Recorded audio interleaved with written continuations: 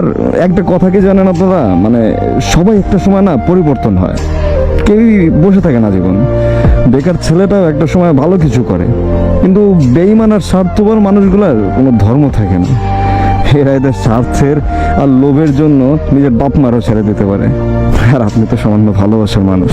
কথাটা শুনতে খারাপ লাগলেও এটাই বাস্তব। দুনিয়াতে কেউ কারো না। সময়ের প্রয়োজনে মানুষগুলা কাছে আসে, আবার একটা সময় তারা চলেও যায়। অনেক অনেক বেশি ভালোবাসার মানুষও দেখছি ভাই, কেউ থাকে না শেষ অবধি। সবাই চলে গেছে, হয় ইচ্ছায় না হয় বাধ্য হয়ে। যেখানে দূরত্ব বাড়লে একটা সময় বাবা মা ভুলে যায়, সেখানে ভালোবাসার মানুষটাকে ভুলে যাওয়া এটা অসম্ভব কিছু না, সবই সম্ভব। সবাই পারে, একটা সময় হয়ে যায় অভ্যাস। তো এই জন্য বলবো, ভালো থাকবেন সবাই।